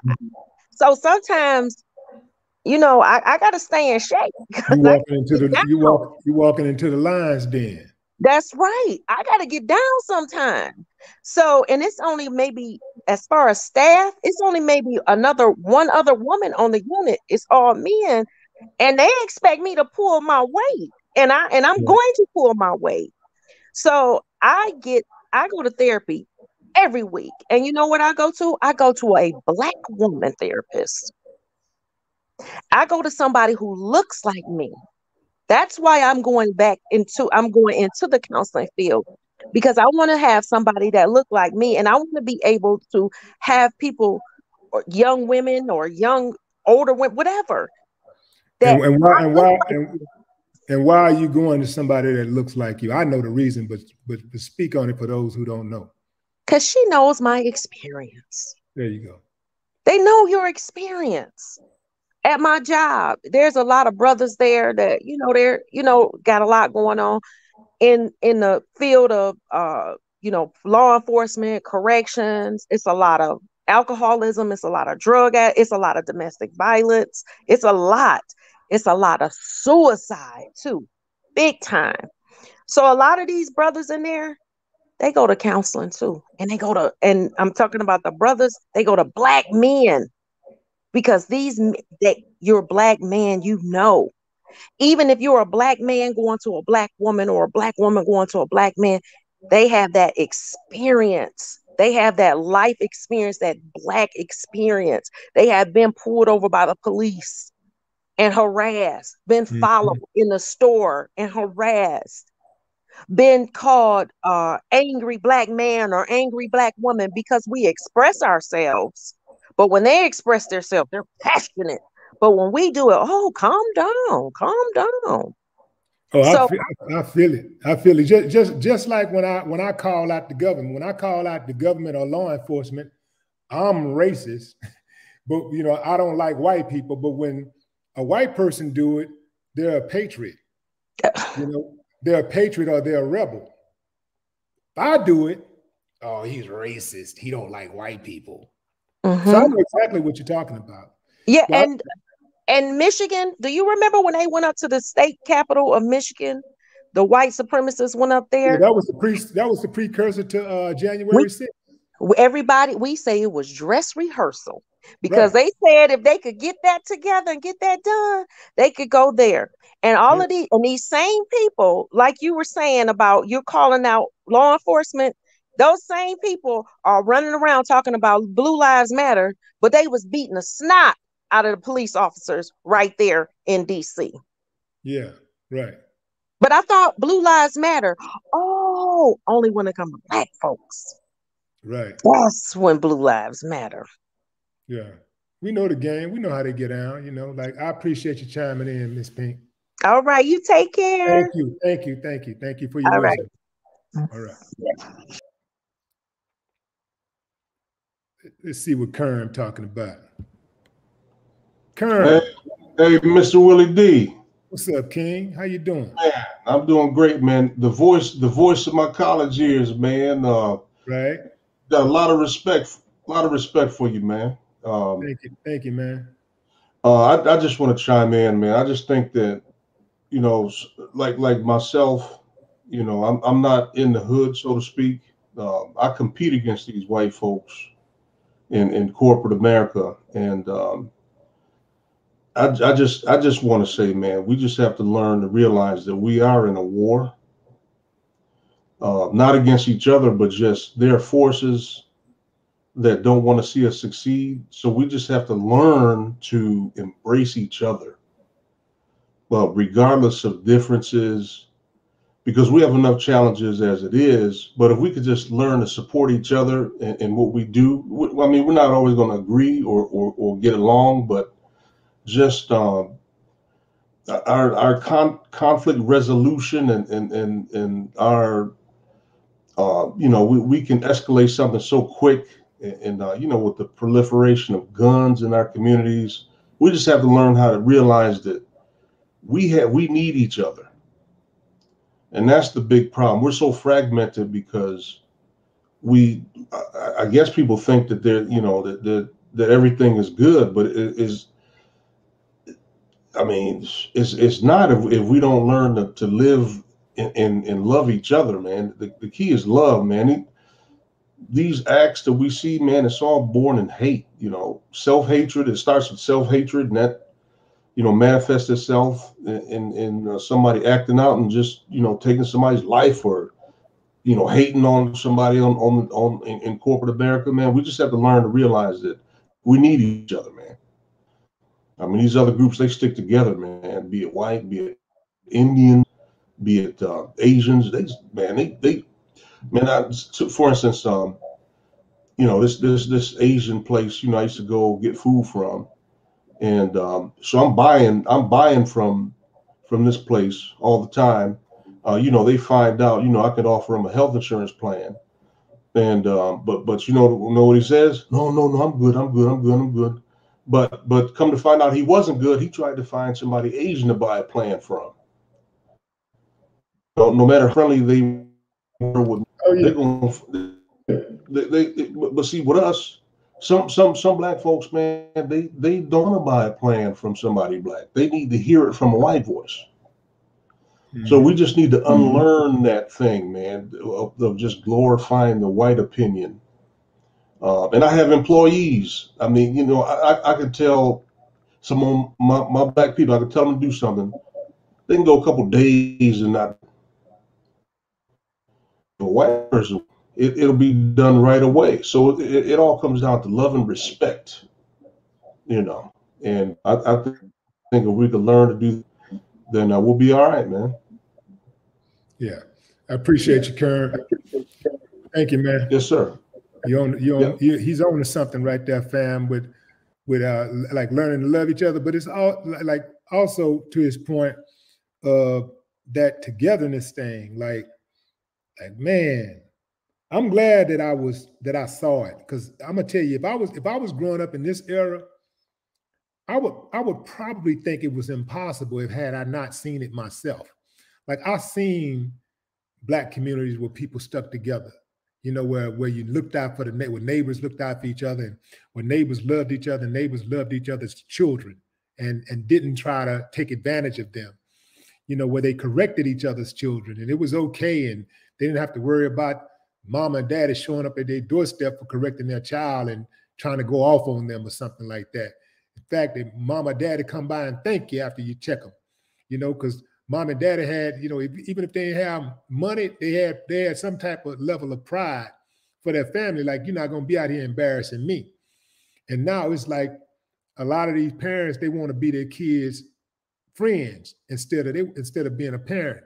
But I tell my kids, sometimes both of my kids are grown now, but when they were younger and I would deny them privileges from time to time, I had to remind them that I'm not trying to be your friend. If I can be your friend, that's cool. But my first priority is to be your father. And I like my role as a father because you can't get another one. You can't get another father. So my role is unique. You can get a friend anywhere. Hell, you can go run it. You can go find a friend right now. Go out there and try to find a father, and you're going to have problems. So I like my role. My role is unique. So I'd rather be the father. I like to have exclusivity. I like to have unique positions. So I got a unique position as a father. So I would rather be your father and do what fathers do, because fatherhood is the best hood. So I'm cool with being father first. And if we can't be friends, that's fine. I'm cool with that. But as long as I handle this father thing, I'm gonna handle this father thing. I'm gonna put pressure on this father thing. I'm gonna handle this part. Now, this friendships, that thing, that's extra. That's icing on the cake. If we can be friends, which I've managed to actually do with my kids. We are friends. But I had to get that father thing straight first with them. And that's what my priority is.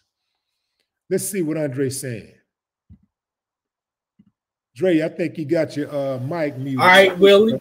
Man, hey, bro, I'm 49 years old, bro. Thank you for your music. Your music got me through some hard, dark times growing up.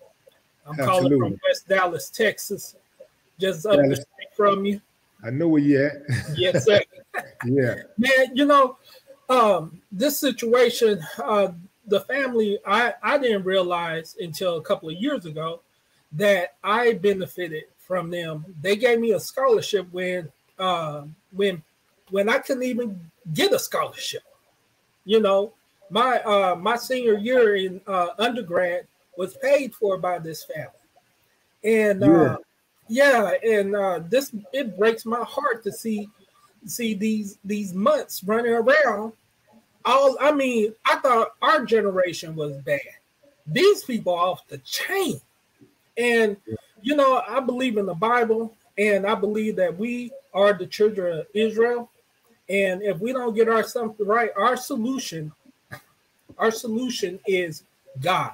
It's a spiritual thing. Malcolm said it, Farrakhan said it, a lot of other preachers have said it. We have a problem with our God. And and there's no men in our community. At least when I was growing up, we had, Uncle Bunk, the neighbor down the street. He's gonna lay hands on you, tell your mama. But now you try to do that now. The mama and the son, they in the same boat at the same club.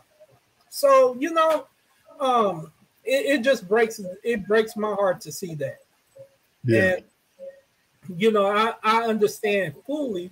My grandparents used to say, you need to make sure you know that girl's mama, their grandmother, before you even start dealing with them, And my mom used to chase the the little hot-tailed girls like, nah, you don't need to be with them. And I'm appreciative now because I have a wife, been married for 30 years. So, man, I appreciate you. Keep up doing the good work. Man, mad props to you. Appreciate you, Dre. All right. I got to say this. Dre said that we don't have any men in the community. We do have men in the community because I got family who are in the community, and I got good friends, and they are respectable men. But it's a tall task when there's only just a couple real ones that's on the block. On each block, just a couple of real ones. When you got, I don't know, maybe 40 houses on each block, and you only got really, 3 or 4 real men, in each one of those houses, that's a tall task and a lot to ask for those men, to try to cover the whole community. So it do start at home. It do start with us. We're in a really sticky situation because, you know, like grown folks do everything that they want to do except take responsibility sometimes. Some grown folks don't want to take responsibility. They'll do everything else. The same ones that we're talking about who kids out here running wild and making the neighborhood unsafe, they'll tell you don't judge and leave me alone and do what I want to do, whatever I want to do. But at the same time, they want mercy from the community. They want mercy from others for their situation. They want others to help them out. You know, when any kid get murdered, they want to do a GoFundMe and they want everybody to come out and help. They want, you know, somebody help them get out of jail and this whatever. But before that, it's all nobody can tell me nothing and I'm doing whatever I want to do. And only want to rely on the community, want to be united when tragedy strikes. So first and foremost, it all starts with individually. Before you even talk about parents, it starts with the individual. This is why it's very important to do your research on the person that you decide to lay up in bed with and have unprotected sex with. I ain't even going to talk about procreating with, because a lot of times you have babies that you don't plan for. You just have sex and bam, oh, I'm pregnant. So I'm telling you that just if you're going to have sex with somebody unprotected, you're looking at your potential baby's mother, your potential baby's father. Even if you hate that person, you don't want nothing to do with that person, you just having a one-night stand, that person that you going in raw, you letting in you raw, is a potential baby mother or father. So you got to look at that person before you do that. Check that person out, research that person's attitude, and at not just how when things are going good, but check this person out, how this person responds in adversity. Check out their mom and their daddy, to Andre's point. Check out the mama and the daddy and the rest of the family and see what they're like, because if you have a baby with this person, then your children's going to be around this person. And when you send your children around these uncivilized mutts, they going to come back doing some uncivilized mutt stuff when they come back to your house. And now you got to reprogram them and say, hey, we don't do that here. We don't do that around here. You got to totally reprogram them. They ain't went over to their in-laws' house. They only went to your in-laws' house for one night, 2 nights, for just a weekend, and they come back a total different person. So you got to be very, very careful and mindful of who you decide to have unprotected sex with, because you mess around and lay down, and 2 lay down and 3 get up, you're going to have a problem. Let's see, is that Tyrone Brooks or is it Tyron? Is it Tyrone? Tyron. All right, Tyrone. That's a hell of a way to spell Tyrone, boy. Man, it's, you know, I get that. With Tyrone, we first and foremost, I just want to say thank you for just being you. I mean, you really did pave a way for so many of us, you know, with not just your music, but just your persona, your character, your integrity over the years. I'm 42 years old, so I feel like I'm the same age as hip hop. You know, I've been through all the trials and tribulations of it. And actually your music, really, you guys actually were foreshadowing a lot of things to watch out for. That's kind of like what I got from it. And I live in LA now. I'm originally from Louisville, Kentucky, but you know, I wanted to touch on what the brother earlier was saying about LA, because you know, I've been out here for about almost 8.5 years now, and it's a very different world from where I came from. I came from, you know, back in Kentucky. I had, you know, my grandparents around me. I had great uncles, great aunts, a lot of elders, a lot of men that would tell me to shut my mouth if I needed to shut my mouth, and I knew to shut my mouth out of respect, you know, because they're adults and I'm a child, right? So out here in LA, I noticed there's a different culture. It's just there's this fake it till you make it, but then there's this no accountability for whatever a person does. And so with, you know, what the gentleman was saying earlier about you know, unfortunate tragedy, you know, that happened with this beautiful queen. That, I mean, I could see that happening. It's LA, you know, people out here are just crazy. They're like really, and no one's out here helping them. I mean, I have so many videos. Some people, Tyrone, some people out there are crazy. Well, here's the thing. Here's the thing. Yes, you're right about that, because I have a lot of videos that I take. Okay, I tell my mom about some of the characters that I see in the street. Sometimes she doesn't believe me, you know, so I will take video of them. And I noticed that the ones that are, you can see it in them, but then there's ones that you can tell that that's not a person inside there. That's a spirit, you know. And sometimes it's more than one spirit, you know. Sometimes it's like, I mean, like the Bible goes, you know, a legion of spirits, and there's a lot of that. And, you know, love is an emotion. Okay. Fear is also an emotion. Well, you can control fear, but you can't control love. So if you instill fear amongst people, you know, especially with everything that's going on right now, it's easier to control people by fear, especially when a person can make it appear like they know what's really going on, so to speak, you know, and that goes across so many different platforms.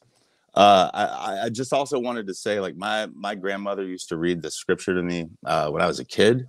And she said, you need to know this because you're probably going to experience this. And it was 2 Timothy chapter 3.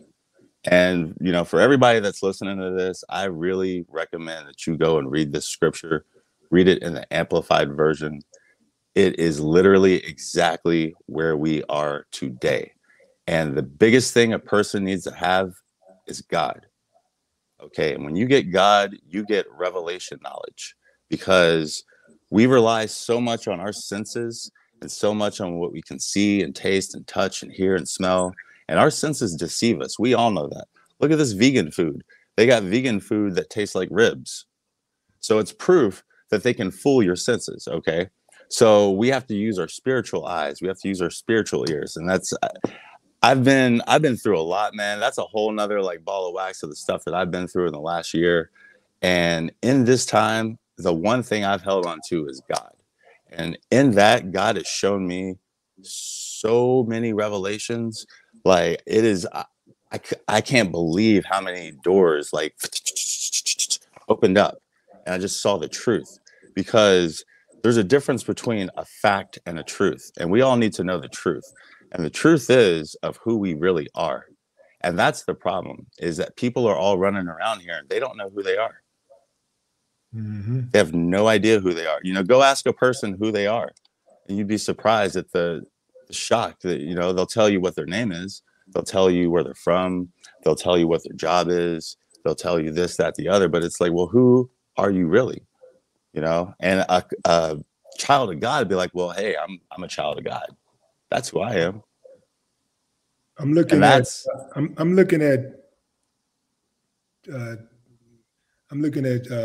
Timothy chapter 3. Oh, it's a trip, man. And it's a trip. It says, but mark this, there will be terrible times in the last days. People will be lovers of themselves, lovers of money, boastful, proud, abusive, disobedient to their parents, ungrateful, unholy, without love, unforgiving, slanderous, without self-control, brutal, not lovers of good, treacherous, rash, conceited, lovers of pleasure rather than lovers of God, having a form of godliness, but denying its power, having nothing to do with such people. Yeah, man. Yeah. That's and there's so many other parts that, I mean, I feel, especially in the last month, I really feel like, you know, the movie A Beautiful Mind, when he's sitting there and he's writing all these equations out, he like doesn't know like really what's happening. That's what I feel has been happening to me. I haven't watched that, but it sounds good. I like the title. It's, you know, you have these like, it's like these downloads, you know, and when I go back and I look at all these notes, and then I go back to these scriptures, and I'm just like, man, like this is really, it is all part of God's plan, you know. And when to touch base on what the another brother had said tonight about you know, how it is conditioning and it's programming, and You know, it really is. I mean, you are the company that you keep. And, you know, it's also your diet. I mean, sugar makes you emotional, you know? And so for people that have a lot of sugar in their diet, well, their emotions are going to be up and down, up and down, up and down. Alcohol breaks down our diet, you know, because of a lot of the people of color that are in this country, their true identity, you know, that's not even known, you know, and that's a whole nother ball of wax that we could get into. So there's just so many lies that have been told upon lies, upon lies, upon lies. And, you know, everyone's so worried about the material stuff and they're not trying to find out the truth. And so what I suggest to people out there is, you know, be a truth seeker. Like just because somebody tells you one thing doesn't mean that that is the truth. It could be a fact, but truth, you know, truth supersedes fact. This guy right here, this guy. Yeah, you know, yeah, I like that. Truth always. I like that. Always, because truth is parallel, you know, and truth can always go back to God because God never lies. You can't lie. Appreciate you, Tyrone. Appreciate you, man. Thank Hey, you appreciate you, Willie. God bless you, brother. Right, okay. Man. Yeah, man. Man, it could be. He said it could be. How did he say it? I'm tripping already. It could be a fact, but not the truth. Whoa. Okay. Let's get Jules in here. What's up, Jules? Good brother. A pleasure meeting you. What's up, OG Fresh Prince? Yes, sir. I'm originally from Maryland. I moved to California when I was 17, and I live with my own bill. California, the people have no background, no basis for anything. It's unbelievable. And I've learned at 17, I knew where I came from, I knew who I was, and I kind of knew what I wanted out of life. But it's just like the kid said before. I applaud him. He needs a podcast for one. And I applaud him. He's absolutely right, man. They're not rooted into anything in California. They're not rooted into anything. It's just anything goes. And it's sad, saying, you know. Generally speaking, not everybody. Just generally speaking. Generally, not everybody. Yeah, and you know, and just to be fair, there's people in California that would tell you the same thing. People that's like born and raised in California would tell you the same thing. Yeah. Now, what I wanted to really say was, we have to consider the fact that we're only 2 generations out of slavery, basically. After 1863 into 65, we were in slavery. Emancipation Proclamation was written. It was put into law 1865, all the way up to 1954. From 65 to the freedom, they sent us directly into perpetual servitude, where we couldn't have land, we couldn't own land. All we can do is sharecrop and work for the sharecropper. Unless you were in the North, you were part of the rare group that was in the North at that time, and they got hell. So from that point on, from perpetual servitude, it went into the 60s. Jim Crow. From the 60s to 68, the 70s, we had after Jim Crow, what do we have then? What do we have? We had the same system where they redlined us, put us in poor neighborhoods, right?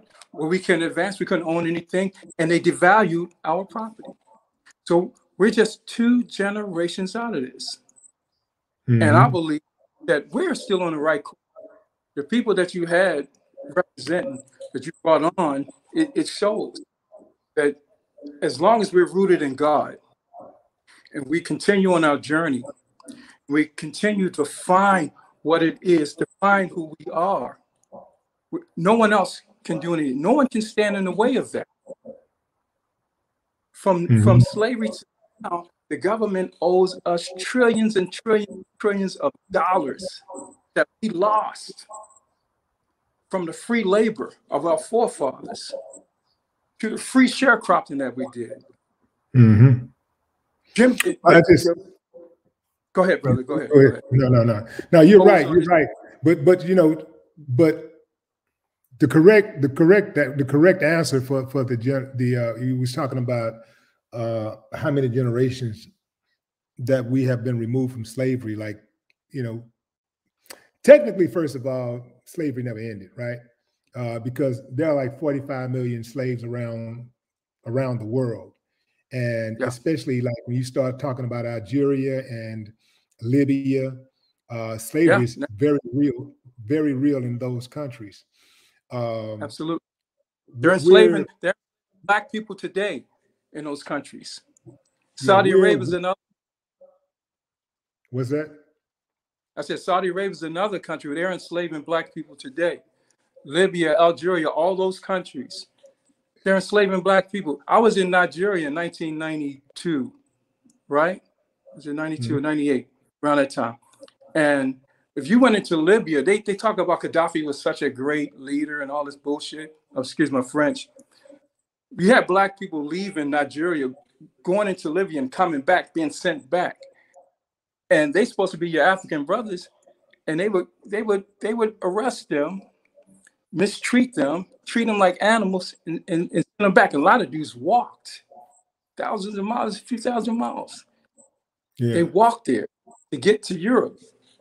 So, and that's another story. But you're right. Today we still have a perpetual slave state, slave mentality. And I believe I'm not one to believe that if we continue on that path. No, we're not on that path. We're coming out of something. And this is just part of the transition into identifying who we truly are. Yeah, it's been 152 years since slavery in the U.S. so-called ended. So that would put us at about 5 generations since slavery. I just wanted to put that out there. Right. But yeah, and the trip part about it is that, you know, they can still, you know, make you a slave through servitude, involuntary servitude, if you commit a crime. So slavery has never been off the table when people start talking about, well, America ended slavery, but we were the first, and we were among the first to end slavery. And this is why a lot of things that go on the way that they go on is because America never cared about ending slavery for real. They never cared about it. And this is why there's such a lopsided or disproportionate number of Black people who are imprisoned in the U.S., not committing crimes, but imprisoned in the U.S. and arrested in the U.S. because there are people who feel like, hey, man, this slavery thing is a good thing, man. We get a lot of money out this slavery thing, and you know, if somebody got to suffer, we'll make them suffer. But we can't just get this money up, man. We got to keep this money coming in, man. It's about that money. It's about that almighty dollar. It's not really about the people. So when people start talking about the government, and I'm not just even talking about Black people, white people need to be concerned about this too, and Asians should be concerned, and Latinos, anybody, Hispanics, anybody in the United States of America should be concerned about the way that they go about business in regards to law enforcement and the judicial system in America. Because if it can happen to just one person, it could happen to you. Hey, thank you for chiming in, Jules. I appreciate you. My man. Yes, sir.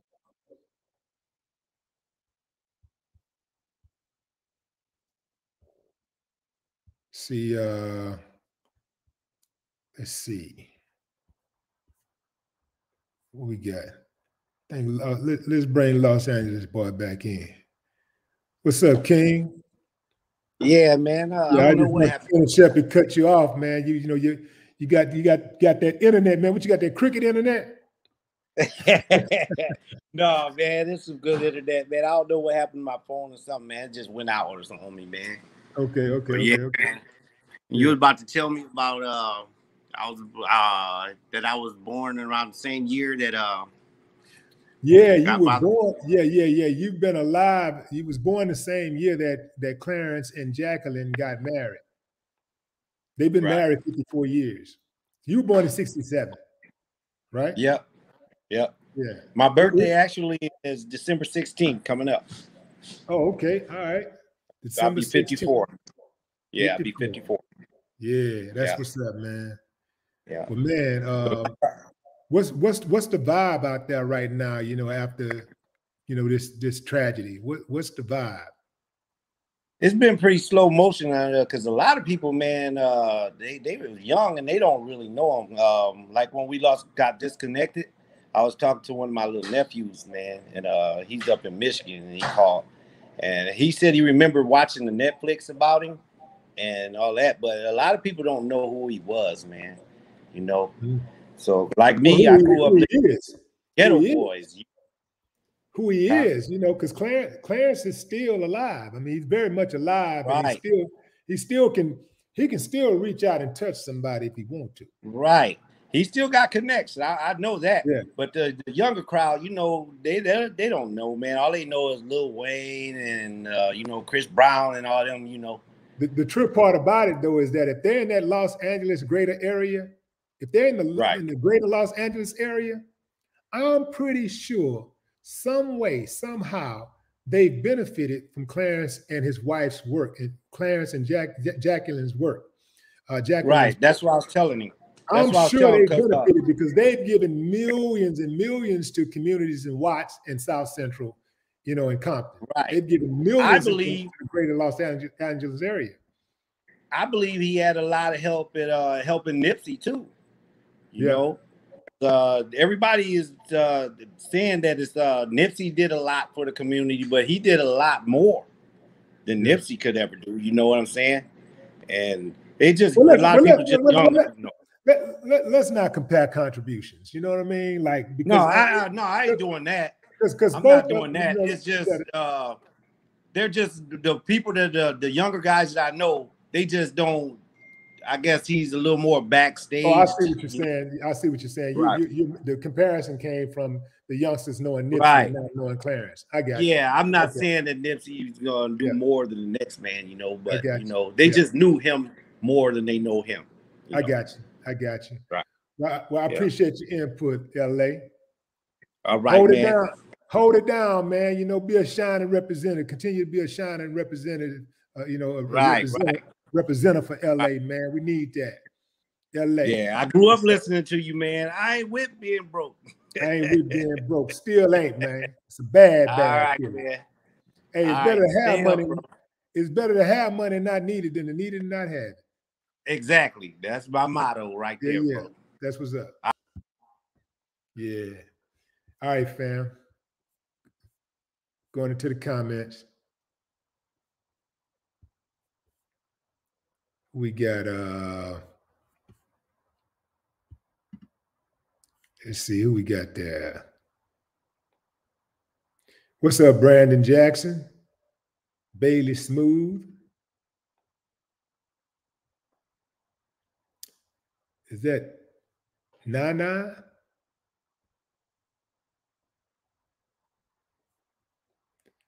Look like I got me a troll right here. I got to get rid of the trolls because trolls are hoes. Got them. I like blocking trolls, fam. I love it. You got to treat them like everybody else treat them, like they're nothing. Got to treat them like their mom and daddy treat them, like they're nothing. Abandon them, neglect them, disrespect them. Treat them like their boyfriends and girlfriends treat them. S. Cleveland, what's up, S. Cleveland? Jonathan Creighton. Willie Ferguson, what's up, Willie?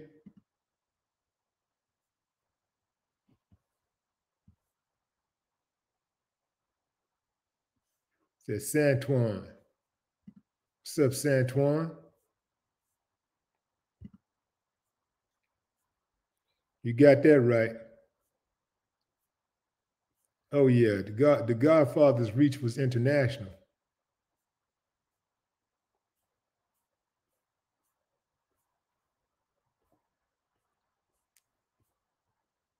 If you're just joining us, fam, we're talking about the arrest that has been made in the murder of Jacqueline Avant. Jacqueline Avant, the wife of Clarence Avant, the Black Godfather, who was a prominent figure, well, still is a prominent figure in LA's, well, not just LA, but damn, you know, in the worldwide music scene. Clarence recently was inducted to the Rock and Roll Hall of Fame this year. In 2016, he got his walk on the Hollywood Walk of Fame. 2019, a lot of people came to know him for the first time as a result of the Netflix special called The Black Godfather. So his wife was brutally murdered on Wednesday. Some uncivilized mutt ran up into her house at 2:30 in the morning and shot her multiple times. They've made an arrest of Ariel Maynard, 29 years old, of Los Angeles. This is the guy they're saying that ran into her Beverly Hills home and murdered her. This is how they caught him. This is what they say. The police say that this guy was trying to rob another home and he accidentally shot himself in the foot with the same AR-15 that he killed Jacqueline with. So one of the cops that was on the scene, you know, quickly put two and two together, and they brought him in and they feel like they got the guy. Sometimes, fam, like I still feel like this has the makings of a hit. I feel like why would you home invade an 81-year-old woman, murder an 81-year-old woman, and then leave without nothing? You know, but why would you murder an 81-year-old woman in the first place? Why do you gun down? And why would you shoot an 81-year-old woman multiple times if you have to shoot her at all? Like, why would you shoot her multiple times? You know, you can just pretty much push an 81-year-old person down, the average 81-year-old person down, and you'll probably give them a debilitating injury. Why was it necessary to shoot her multiple times? That is what makes me believe it was a hit. I don't believe that Clarence would have anything to do with something like that because that's not his nature. He's a multimillionaire. He's 90 years old. Putting hits on your spouse at 90 years old is just not something that people do. At 90 years old, you plan to just ride it out. Good, bad, or indifferent, you ride it out at 90 years old. So I don't believe for one moment that Clarence had anything to do with this. They did have strong political ties. They were deeply rooted in the community. They gave back. They did all the things that we tell when we ask of our leadership to do. They gave back for decades, not a couple years or whatever, not a few months, not one time, not for the press. Because they were involved in stuff I didn't even know that they were involved in, just giving back, just constantly giving. As much as they got, they gave. So they did everything that we say that we need people in our community to do. Those who become successful to do. They did it. And for her to lose her life in such a tragic way, it speaks volume to how low to the flow some of us have gotten. We got to do better, fam. We got to do better. We cannot make it at this rate. We cannot. We just absolutely cannot. We catching hell from the police. We catching hell from the racist sector. And then we're fighting this internal battle. And yes, Black lives do matter. For all you dumbasses out there that's saying, well, yeah, I guess Black lives matter, huh? Yeah, fool. Black lives do matter, fool. When a cop gets killed, I ain't never heard none of y'all say, yeah, I guess blue lives matter, huh? You know, when one of these white boys kill the police, which they kill police all the time, I ain't never heard none of y'all say, yeah, okay, yeah, blue lives matter, huh? I guess blue lives matter. You never say that. I wonder why. Black lives matter, sucker.